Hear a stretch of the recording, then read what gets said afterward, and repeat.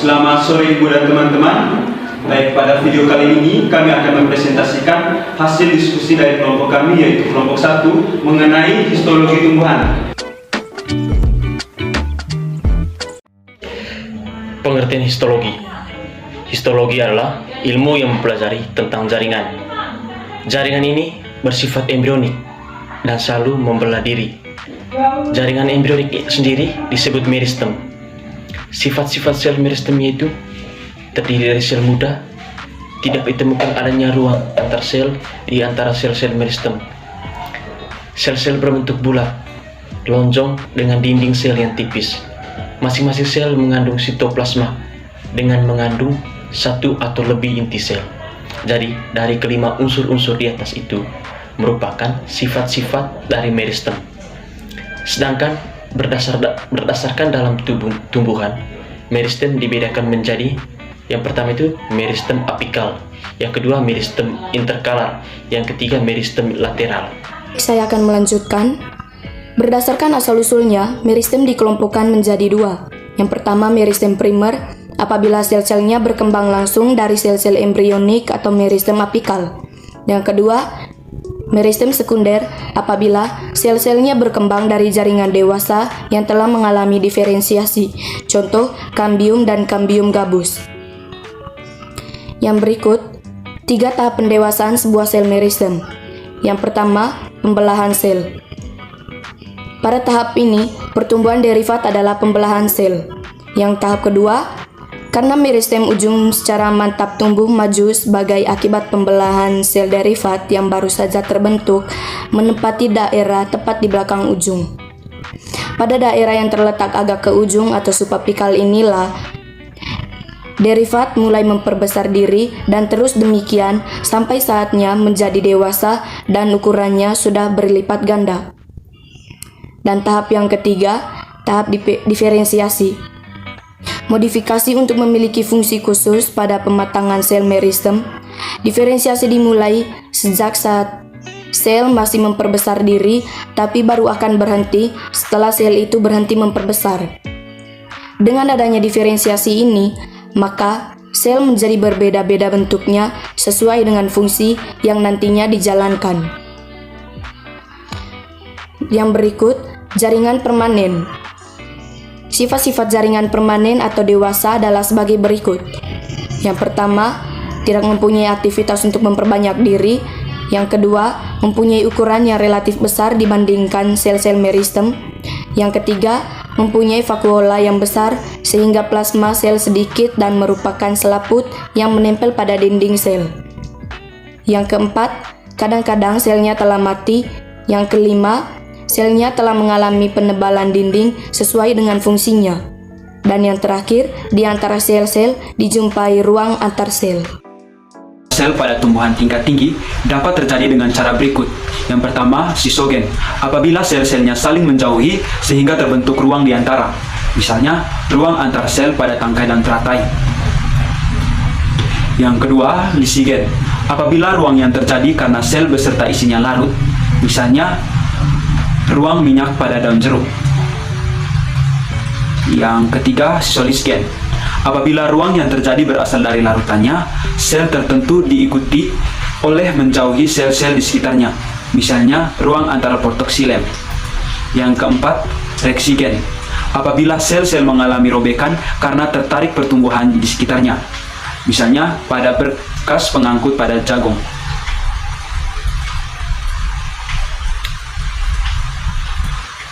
Yang berikut, jaringan sederhana. Jaringan sederhana bersifat homogen dan hanya terdiri atas satu tipe sel saja, yang terdiri dari parenkima sebagai jaringan dasar dan kolenkima serta sklerenkima sebagai jaringan penyokong atau penguat. Yang pertama, parenkima merupakan tipe paling sederhana dari jaringan dewasa karena hanya sedikit perubahannya dari sel meristem. Yang kedua, kolenkima. Kolenkima terdiri atas sel berdinding tebal sebagai jaringan penyokong dan sambungan erat dengan parenkima. Terdapat beberapa distribusi penebalan dinding kolenkima. yaitu 1. Kolenkima angular atau kolenkima sudut. Pendebalan dinding terdapat pada sudut sel dan memanjang mengikuti sudut sel. Yang kedua, kolenkima lamelar atau kolenkima lempeng. Pendebalan dinding sel terutama pada dinding tangensial atau sejajar permukaan organ, sehingga pada irisan melintang terlihat seperti papan yang berderet-deret. Yang ketiga, kolenkima tubular atau lakunar. Pendebalan terdapat pada bagian dinding sel yang menghadap ruang antar sel. Contohnya tangkai dan salvia, malva, dan althea. Dan yang ketiga, sklerenkima, merupakan jaringan penguat yang berfungsi sebagai proteksi. Sel dari jaringan ini mempunyai dinding yang keras, berlignin dengan kadar air yang rendah. Baik, saya berikan kepada materi selanjutnya. Selanjutnya, terdapat dua serat, yaitu serat silari dan serat ekstrasilari. Serat silari terdapat pada silem yang merupakan jaringan kompleks. Serat ekstrasilari terdapat di luar silem. Jaringan kompleks bersifat heterogen dan tersusun atas dua tipe sel atau lebih yang terjadi dari sel silem dan floem sebagai jaringan pengangkut dan epidermis sebagai jaringan pelindung. Silem. Unsur silem terdiri atas trakeid, silem pembuluh atau trakea, parenkima dan serat. A. Trakeid. Bentuk selnya memanjang dan ujung runcing atau miring tanpa adanya lubang sehingga pengangkut melalui pasangan nokta pada dua ujung trakeid yang saling menimpa. B. Sistem pembuluh atau trakea. Sistem pembuluh atau trakea terdiri dari deretan sel yang tersusun memanjang dengan ujung yang berlubang dan bersambungan pada ujung dan pangkalnya. Tempat air lewat dengan bebas dari satu sel ke sel yang lain. Proses pembentukan perforasi. Tahapan-tahapan yang pertama, komponen pembuluh melalui pertumbuhannya sebagai sel yang terpisah-pisah dengan dinding primer yang sinabung. Yang kedua, pada tahapan tempat perkembangannya, lamela tengah akan membengkak pada tempat yang nantinya akan jadi berlubang-lubang. Yang ketiga, dinding sekunder akan berkembang tetapi tidak pada daerah yang tetap tinggal sebagai dinding primer tipis atau pada tempat yang kelak berlubang-lubang. Jadi baik, materi selanjutnya tentang parenkima polem. Parenkima polem merupakan jaringan parenkima yang biasa terletak di bagian pembuluh tapis. Berikutnya tentang serat polem. Letak serat-serat polem pada berkas polem bervariasi. Berikutnya tentang epidermis.